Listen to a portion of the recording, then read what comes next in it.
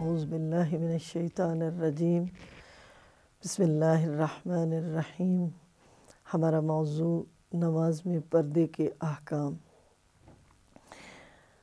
سب سے پہلا سوال کہ نماز میں کن اعضاء کا چھپانا واجب ہے؟ تو فقہا یہ بتاتے ہیں کہ نماز میں انہی اعضاء کا چھپانا واجب ہے کہ جن اعضاء کا نامحرموں سے چھپانا واجب ہے، کہ اسی طرح سے باقی پورا بدن ہمارا ڈھانپا ہوا ہو، جیسا کہ ہم نے گزشتہ جلسے میں عرض کیا کہ باقی پورا بدن ڈھانپا ہو خاتون کے لیے، فقط اس کے ہاتھ اور اس کا چہرہ جو ہے وہ ظاہر ہونا چاہیے، وہ باہر ہونا چاہیے، اور باقی سارا بدن ڈھانپا ہوا ہو۔ اسی طرح سے ٹھوڑی کا چھپانا نامحرم سے بھی واجب ہے اور نماز میں چھپانا بھی واجب ہے۔ یہ ٹھوڑی، چہرے کا یہ حصہ، اس کا چھپانا بھی واجب ہے۔ بعض خواتین نماز میں اس طرح کی چادر اوڑھ لیتی ہیں کہ جو نازک ہوتی ہے، جو باریک ہوتی ہے، جس کی وجہ سے سارے بال اس کے نظر آ رہے ہوتے ہیں۔ تو اگر اس طرح کی چادر اوڑھیں گی تو نماز باطل ہو جائے گی۔ اسی طرح سے بعض خواتین چادر کو اس انداز سے اوڑھتی ہیں کہ ان کی پوری گردن اور یہ ٹھوڑی کا حصہ ننگا ہو رہا ہوتا ہے۔ اگر ایسا ہو تو نماز باطل ہو جاتی ہے۔ ایک سوال یہ ہوتا ہے کہ بعض خواتین صحیح طرح سے پردہ کر کے نماز پڑھتی ہیں، لیکن جب نماز پڑھ لیتی ہیں تو متوجہ ہوتی ہیں کہ بدن کا کچھ حصہ ننگا رہ گیا تھا کہ جس کا چھپانا واجب تھا۔ اگر تو بدن کا اتنا حصہ ننگا رہ گیا ہے بہت زیادہ مقدار میں کہ جس کی وجہ سے نماز باطل ہو جاتی ہے، تو پھر احتیاط واجب کی بنا پر اسے اپنی نماز دوبارہ پڑھنی چاہیے۔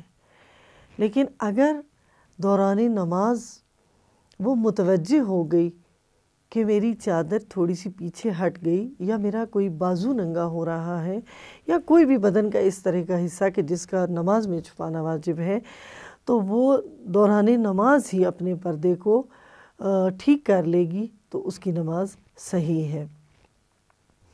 بعض بچیاں یہ سوال کرتی ہیں کہ خاتون کے لیے چاہے وہ کمرے کے اندر ہی ہو، چاہے وہ 7 حجروں کے اندر ہو، چادر اوڑھ کر نماز پڑھنا کیوں واجب ہے؟ کیا اللہ تعالیٰ خواتین کا نامحرم ہے؟ کیا لڑکیوں کا نامحرم ہے کہ ان کو خدا تعالیٰ سے اپنے آپ کو چھپانا ضروری ہے؟ نہیں، اس کا جواب یہ نہیں ہے۔ ایسا نہیں ہے کہ پروردگار عالم نامحرم ہے۔ دیکھیں، بعض چیزوں کا فلسفہ ہمیں معلوم نہیں ہوتا، بعض چیزوں کے بارے میں ہم نہیں جانتے۔ مثلا مثال دوں کہ نماز فجر 2 رکعت ہے اور نماز ظہر و عصر 4 رکعت ہے۔ اب ہم کہیں کہ اللہ تعالیٰ نے صبح کی نماز 2 رکعت کیوں رکھی؟ صبح تو انسان کا دل چاہتا ہے کہ عبادت کرے، زیادہ دیر کھڑا ہو، تو اللہ تعالیٰ نے صبح کی نماز 2 رکعت رکھی۔ اور ظہر میں نیند آ رہی ہوتی ہے، آرام کا ٹائم ہوتا ہے، اس ٹائم میں 4 رکعت ظہر اور پھر 4 رکعت عصر، 8 رکعت۔ تو اس ٹائم میں 8 رکعت کیوں؟ یہ 4 رکعت کیوں ہے؟ تو بعض چیزوں کا فلسفہ ہم ایسا ہے کہ ہم نہیں جانتے کہ حکمت پروردگار کیا ہے۔ فقط پروردگار عالم کا حکم ہے کہ صبح کی نماز 2 رکعت پڑھیں، ظہر کی 4 رکعت، عصر کی 4 رکعت، اور ہمیں انہی چیزوں پر، ہمیں انہی احکامات پہ عمل کرنا ہے، سر جھکانا ہے۔ تو لہٰذا اس میں بھی حکمت الہی کیا ہے ہم نہیں جانتے، لیکن ایک ممکن ہے کہ یہ ہو کہ جیسے ایک بیٹی شرم و حیا کے تحت اپنے باپ کے سامنے جو اس کا محرم ہے، اگر چادر میں نہ بھی جائے، اگر پردے میں نہ بھی جائے تو کوئی حرج نہیں ہے، لیکن ہم کہتے ہیں کہ احتراماً بیٹی کو چاہیے کہ جب باپ کے سامنے جائے تو اپنا سینہ ڈھانپ لے، اپنی چادر کم از کم اس طرح سے رکھے کہ اس کی زینت، اس کے بدن کا ابھار نمایاں نہ ہو۔ یہ احترام والدین ہے، احترام باپ ہے، ایک بیٹی کی شرم و حیا کا تقاضا ہے۔ اسی طرح سے ممکن ہے کہ پروردگار عالم یہ چاہتا ہو کہ خواتین کے لیے 5 دفعہ اس طرح سے نماز میں پروردگار کے دربار میں کھڑے ہونے سے پردہ کرنے کی تمرین ہو جائے، پردہ کرنے کی مشق ہو جائے، کہ جب وہ بار بار اس طرح سے اپنے بدن کو ڈھانپے گی کہ اس کے وہی حصے باہر ہوں جو نامحرم کے سامنے جاتے ہوئے بھی جس کی اجازت ہے کہ اتنا حصہ باہر ہو، تو اس طرح سے اس کو عادت ہو جائے گی، یہ بار بار تکرار اسے پردہ کرنا سکھا دے گا۔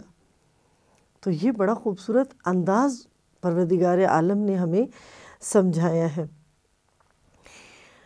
ورنہ دیکھیں پردہ جو ہے وہ نامحرم سے اپنے آپ کو چھپانا ہے، لیکن اس کا یہ مطلب ہرگز نہیں کہ انسان اس طرح سے باریک لباس پہن کے محرم کے سامنے پھرتے رہے۔ اگرچہ باپ محرم ہے، لیکن تاریخ ہمیں بتاتی ہے کہ جناب سیدہ سلام اللہ علیہا کبھی بھی اس طرح سے اپنے باپ کے سامنے بغیر پردے کے نہیں آئیں۔ یعنی کیا مطلب؟ یعنی اپنے آپ کو پورا ڈھانپا ہوئے۔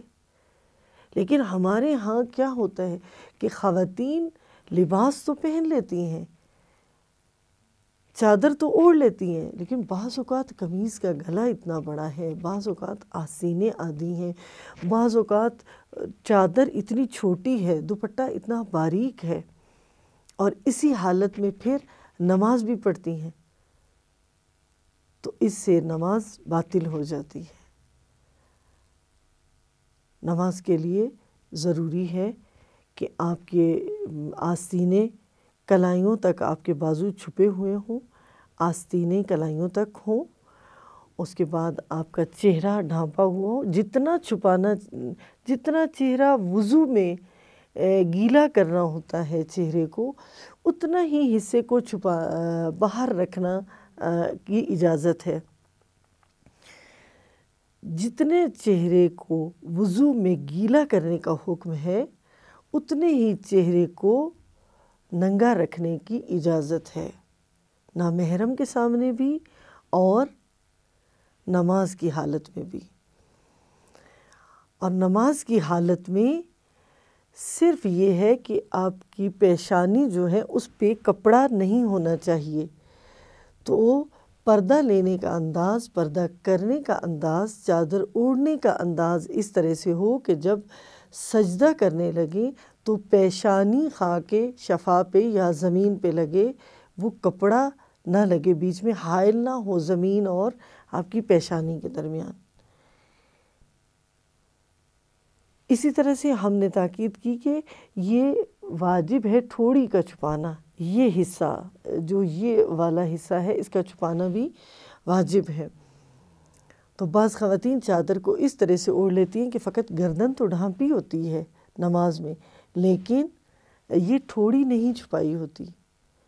اسی طرح سے چادر کو اس طرح سے لے لیتی ہیں کہ وہ اس کی وجہ سے ان کا یہ حصہ چہرے کا اور گردن کا یہ حصہ بھی ننگا ہوتا رہتا ہے۔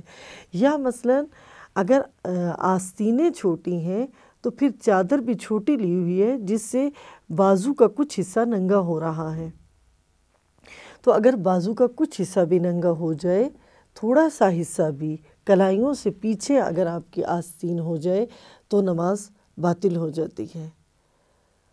تو ہم نے عرض کیا کہ نماز میں انہی اعضاء کا چھپانا واجب ہے جن اعضاء کا نامحرموں سے چھپانا واجب ہے۔ پروردگار عالم ہمیں ان احکامات پہ عمل کرنے کی توفیق عطا فرمائے۔ وصلی اللہ علی محمد وآلہ۔